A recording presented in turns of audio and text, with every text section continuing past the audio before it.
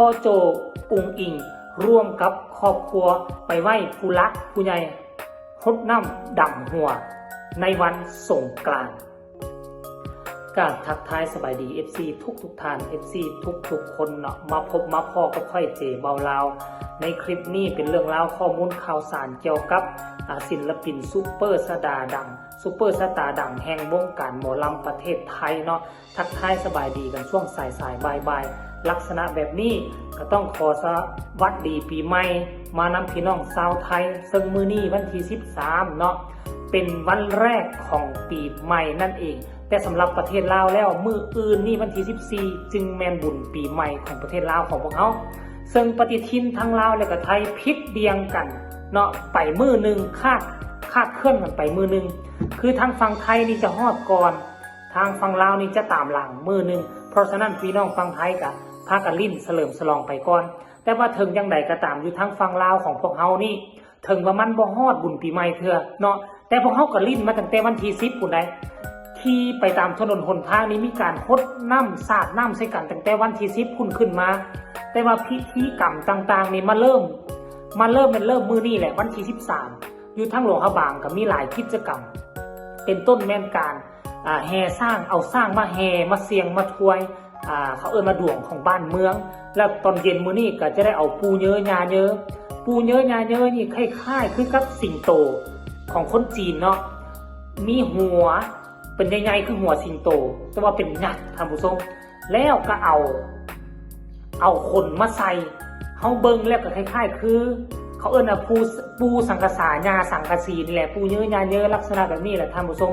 เป็นคือลักษณะคือสิงโตเสื้อสิงโตนั่นแหละเอามากราบมาไหว้แล้วก็เอาแห่2 ตนนี่ไปเอาน้ำเทียงหรือว่าน้ำทิพย์เพื่อจะเอามาไหว้ส่งพระบางเนาะก็คือกิจกรรมมื้อนี้มี2 กิจกรรมหลักๆตอนเช้าแห่สร้างตอนแรกมากะ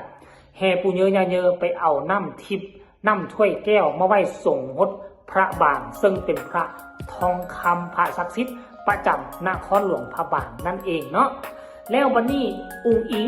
ซึ่งมื้อนี้เป็นมื้อแรกของปีใหม่เนาะ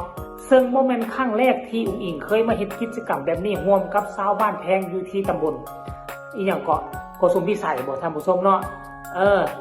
อยู่ทางบ้านเกิดเมืองนอนเนาะของวงสาวน้อยเพชรบ้านแพงบ้านเกิดเมืองนอน ของพ่อของแม่นั่นก็คือซ่อนุชของบอสโจเนาะโดยเฉพาะคือของบอสโจ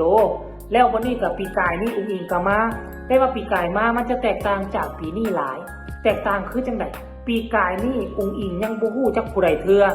แล้วก็หากเข้าอยู่วงใหม่ๆก็ยังการวางตรงวางโตก็ยังมีความรู้สึกเก่งอกเก่งใจเนาะเพราะว่าบ่ลืมบ่เคยผู้ใดเด้นอกจากพ่อโจซ่อนุชตอนนั้นซ่อนุชกับอุ๋งอิงก็ยังบ่ติดกันเทื่อยังบ่ทันลืมเคยกันหลายเทื่อมันจึงแตกต่างกันแตกต่างจากปีนี้มานี่โอ้ยทั้งลุงอำนาจก่อมา2 ครอบ 3 ครอบครัวใหญ่ไอ้น้องของเพิ่นแล้วก็ทั้งวงเพชรลำเพิ่นก่อมาทั้งมีหน้า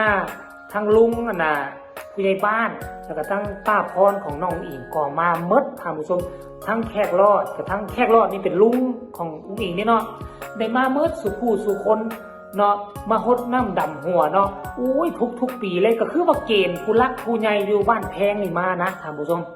ผู้รักผู้ใหญ่อยู่บ้านแพงนี่เกณฑ์มาหมดเลยมาเฮ็ดแบบนี้บอสโจเราเฮ็ดแบบนี้ทุกปีอยู่แล้วเพราะฉะนั้นอุ๋งอิงมาเป็นลูกฮักหลานแพงของของบ้านแพงนี่ของบ้านของบอสโจนี่บอสโจก็เลยนำพาลูกสาวมาเฮ็ดบ่ขาดตกบกพร่องแต่ตามที่ค่อยเบิ่งแล้วแม่หน่อยคือบ่เห็นเนาะเห็นแต่พ่ออาชิตะแล้วก็พ่อเอกหมอนอิงซัมนี่เนาะแล้วก็พ่อนนท์แม่บีแม่หน่อยนี่คือสิเป็นกะเตรียมงานบุญปีใหม่อยู่ทั้งเฮือนทั้งซ่านหรือบ่เนาะอนามัยเฮือนอนามัยซ่านหรือบ่ได้ไปน้ำเพิ่นเนาะท่านผู้ชมเนาะหลังจากนั้นก็ทั้งผู้ใหญ่บ้านสายจวดก็เป็นผู้กล่าวเปิดแล้วก็ให้ญาสุภาพเป็นผู้เว้าหลังจากนั้นก็เข้าสู่พิธีสำเร็จเสร็จสิ้นแล้วก็บอสโจเป็นผู้กล่าวตื่มก่อนจะรดน้ำดำหัวผู้เฒ่าผู้แก่เนาะบอสโจเป็นผู้กล่าวเรียบร้อยแล้วก็ส่งต่อให้น้องอุ๋งอิงก็เป็นกล่าวไปตื่มคืออวยพรให้บรรดาผู้เฒ่าผู้แก่อยู่ในบ้านในเมืองแล้วก็ FC แฟนคลับอยู่ทั้งบ้านที่เบิ่งไล่สดให้สุขภาพแข็งแรงใครอยากได้เลขได้นั่นก็เบิ่ง ไปเบิ่งคลิปไล่สดของสาวน้อยเพชรบ้านแพงเด้อที่อุ้งอิงว่าอาจจะมีเลขเด็ดโผล่ขึ้นมาก็เป็นได้ท่านผู้ชมเนาะอันนี้คือการเคลื่อนไหวคือพอโจนี่บ่เว้าหลายคือจับมือกระทำเลย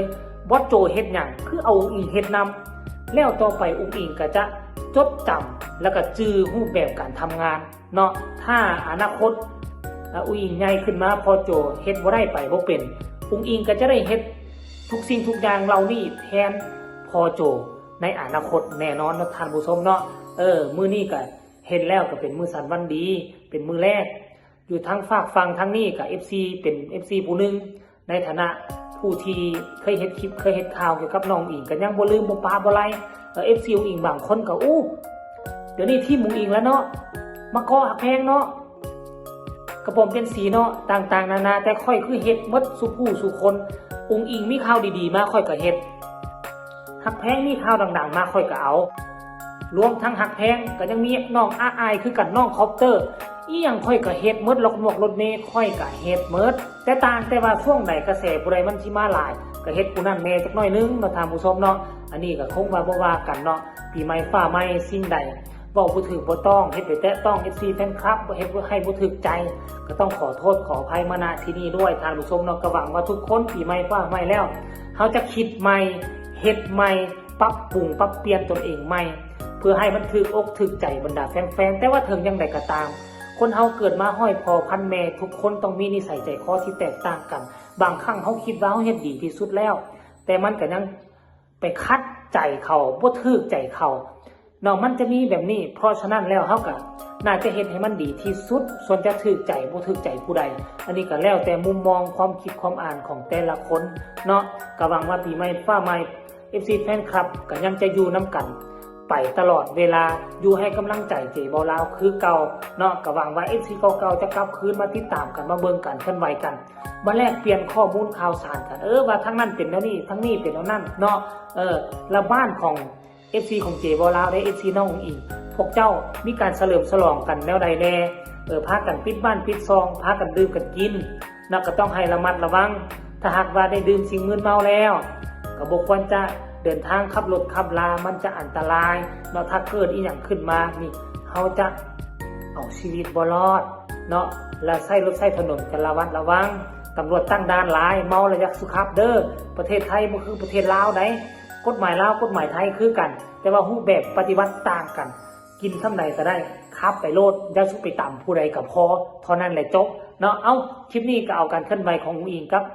บอสโจซ่อนนดมาฟังมาต้อนกันเพียงซ้ำนี้ใครมีคำตำหนิที่ชมคำคิดคำเห็นใดก็ส่งมาใต้คอมเมนต์พบกันใหม่ในคลิปหน้าสำหรับคลิปนี้ขอกล่าวคำว่าสบายดี